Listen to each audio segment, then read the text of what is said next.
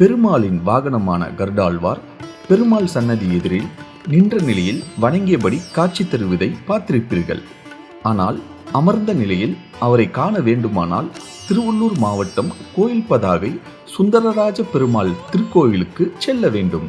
பிறகு மார்க்கண்டேய மகரிஷிகளின் தவத்தை மெச்சி திருவுள்ளானி, ராமநாதபுரம், பூரி, ஒடிசா, திருமயிலிசை, திருவள்ளூர் ஆகிய இடங்களில் காட்சி தந்தார் பெருமாள்.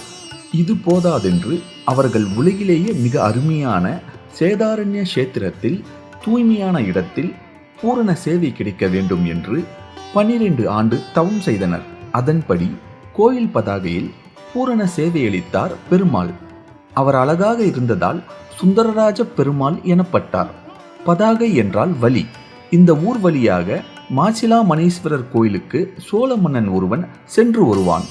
அதனால் இவ்வூர் கோயில் பதாகை என்று பெயர் பெற்றது. குழந்தை பாக்கியம் கிடைக்கவும் திருமண தடை நீங்கவும் இங்கு பக்தர்கள் பிரார்த்திக்கின்றனர். பெரும்பாலான பெருமாள் கோவில்களில் கருடாழ்வார் பெருமாள் எதிரே நின்ற நிலையில்தான் காட்சி தருவார். பெருமாளை வாகனங்களில் சுமந்து வரும்போது ஒரு காலை மண்டியிட்டு ஒரு காலை சற்று உயர்த்தி இருப்பார். ஆனால் இங்கு தவக்கோலத்தில் அமர்ந்த நிலையில் பெருமாள் எதிரே உள்ளார். இது தவிர நின்ற நிலையிலும் ஒரு கருடாழ்வார் கருவறையின் பின்பக்கம் உள்ளார். இந்த சிலை மிக பழமையானது.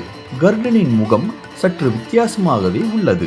மாங்காடு காமாட்சி அம்மன் சிவனை அடையும் நோக்கத்தில் ஊசி முனையில் நின்று கடும் தவம் செய்த போது உலகமே நடுங்கியது.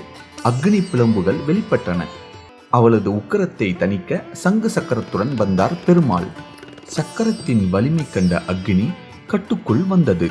சக்கரத்தை ஏவும் போது பெருமாள் எதிரில் நின்றால் தலை போய்விடுமோ என கருதிய கருடாழ்வார் தரையில் அமர்ந்து தியானம் செய்தார்.